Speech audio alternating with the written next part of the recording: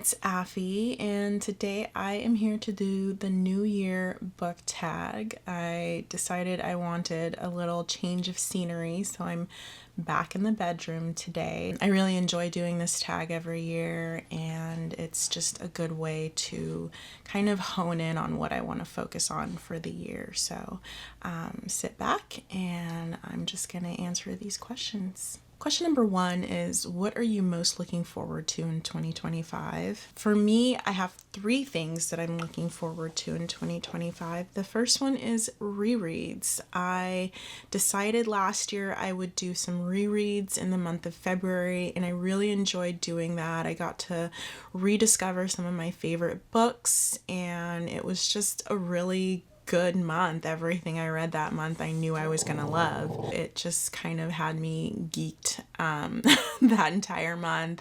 I really looked forward to that month, and so I'm excited to do that again this year, and I'm just gonna do it in February again. Second thing that I am looking forward to is actually doing series reviews. It's something I've been considering for a while. I have read and finished quite a few different series from quite a few authors, and I kind of like the idea of sitting down and going back through the series, explaining each book, what I like or didn't like about them, and how I feel about the series as a whole. So that's something I'm really strongly considering doing this year. And then the third thing is just trying out new authors. Every April and August, I read all new authors to me for the month. So new author April and new author August. And I've enjoyed doing that, so I want to continue doing that. But I also want to add like indie authors to the list. I've been doing mostly traditionally published authors, so I'd like to add a few indie authors to my list this year. That'll be something a little bit different for me. Question number two is, what is your Goodreads number and why that number? My Goodreads number for the last 3 years has been 100 books, and I still have yet to reach my 100 book goal. I got pretty close in 2023. I think I read like 96 books. So I was just barely there. And I remember trying to squeeze in a few books in December, but I just didn't hit it. So I'm definitely going to try again this year. I think 2024 I got maybe 70 or 80 books in. I haven't completed my check to see how many I read, but definitely not close in 2024. So I'm just crossing my fingers that 2025 will be my year.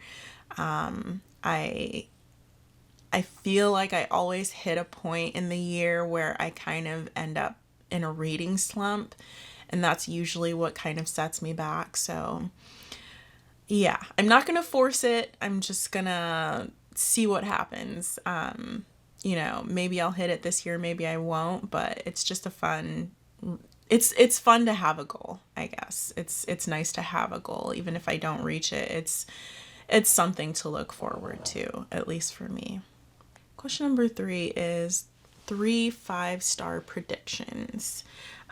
So the first one for me is going to be Lorraine Heath's Chessmen series. I have been wanting to read this series for a while, and I feel like I'm finally going to be able to read it. I've gotten through a couple of her other series, and I did read a book from the Once a Dukedom series, and I believe that the Chessmen is a spin-off of that series, so I'm planning on hopping into the Chessmen series once I finish the Once Upon a Dukedom series.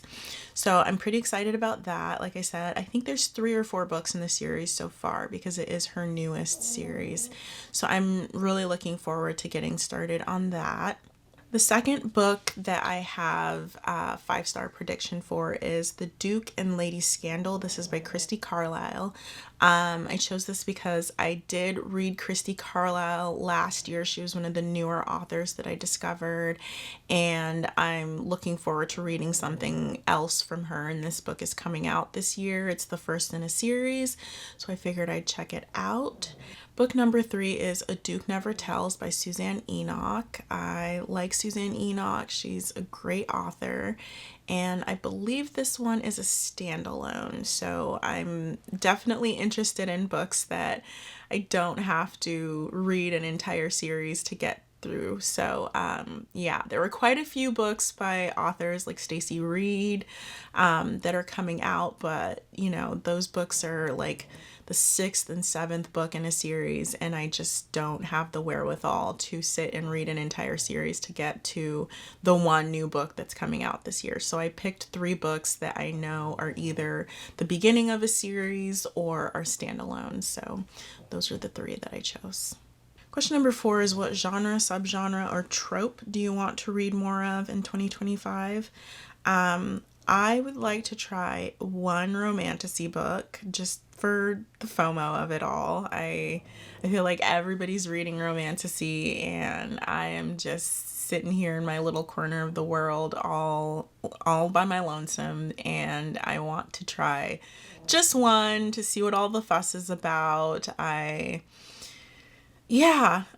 just want to see what all the fuss is about. I mean, people really, really, really are obsessed with romantasy right now. And I the only thing I can think of that I've read that is similar is Harry Potter, which isn't even really romantasy, but it's similar to that genre in that, you know, it's kind of its own world. And so I'd like to try at least one book. I know that Sarah J. Maas is a really popular romantasy author, so I'm interested in starting maybe with her Court of, is it Throne?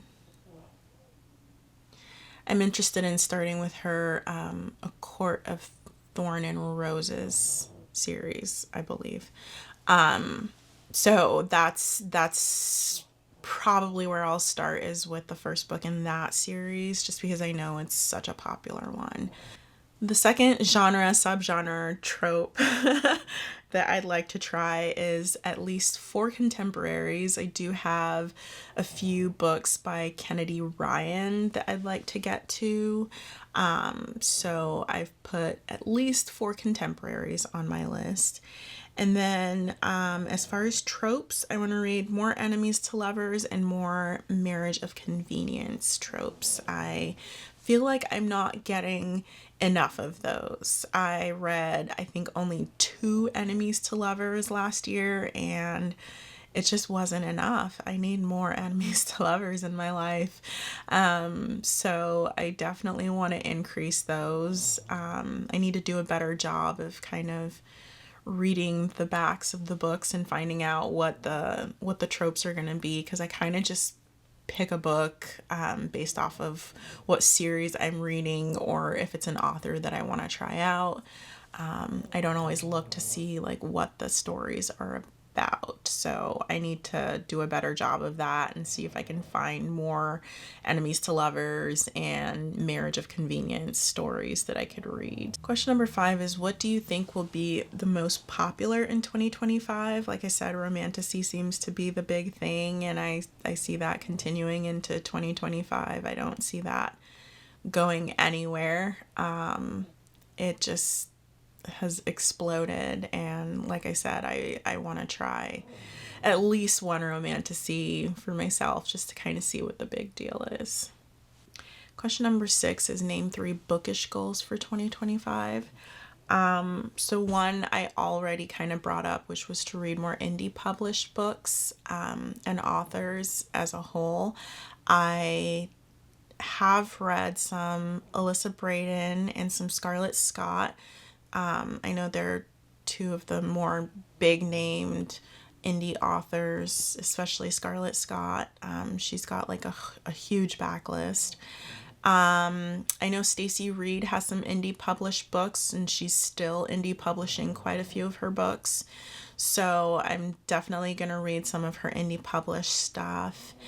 And yeah, there are a lot of authors that I see on Amazon when I'm looking for historical romance books to purchase on Amazon. They always pull up with like Tracy Sumner and gosh, I can't think of anybody off the top of my head as I'm doing this, but yeah, there's always indie authors that pop up, and so I feel like it'll be a good thing to just pick one day and just like pull up a series of theirs, purchase it, and just kind of start from there. Just because I feel like it'll be good for me, and there just aren't very many traditionally published books being published right now. My second bookish goal is to read a few contemporaries, which, like I brought up, I do have some Kennedy Ryan books and a few other random books. I think I have like a Tia Williams book, and yeah, I can't think off the top of my head, but I do have a few random contemporaries that I've bought over the last few years, so I definitely want to get into those. And then my third bookish goal is to finish my backlist for Lisa Kleypas and Beverly Jenkins. Beverly Jenkins was my goal last year, and I just kind of dropped the ball on that one. After I read her Old West series, which I did not enjoy, I kind of just didn't really care to read much of her stuff after that. It was a big letdown, and I just wasn't drawn to any of her books after that. But I do need to finish her backlist. I do want to get to Indigo, and I decided that that will be the last book that I read of hers. So I definitely want to get to Indigo, so I need to finish the rest of her backlist. So that's that. Oh, and Lisa Kleypas, I am getting close to finishing her backlist. I still need to read a lot of her older books, like the stuff she wrote in like the 80s and 90s. There's still quite a few of those that I have left to read, so we'll see if I can get to those. But I've finished the Wallflowers, I've finished the Hathaways, I've finished the Ravenels, and then I've read a few standalones, and I just have to get to like her older stuff in her backlist. So those are the two authors who I want to finish backlists for. Question number 7 is 3 personal goals. My first one is that I want to visit Gambia in December. So my mom and I have discussed going back. I have not been since I was 18. If you don't know, my family is West African. My mother is from Gambia, and I have not been since I was 18 years old. I am now, well, I'm about to be 39, so that's 20 plus years since I've been back, and I am really looking forward to it. The plan is to go in December for Christmas, so I'm really, really excited about that. My second goal is to sell my old car. It has been sitting around for 3 years now. I have been unable to sell this car. I will probably end up just giving it away for like, I don't know. I might just give it away. I might end up having to donate it just because it's been miserable trying to get rid of this car. I put it on is it Letgo, Craigslist. Like it's been miserable. I have not been able to get rid of this car. So my goal is either, try and sell it, and if by the middle of the year I can't, then just donate it somewhere. So we'll see. I gotta get rid of this car though. And then my third personal goal is kind of a bookish goal, but to post at least 3 videos on YouTube per month. I've been doing 2 pretty consistently, but I want to try for 3 and just work my way up slowly to possibly once a week videos. That's my goal eventually, but I want to take it slow. I don't want to push myself. So for this year, I'm going to try and do 3 videos a month.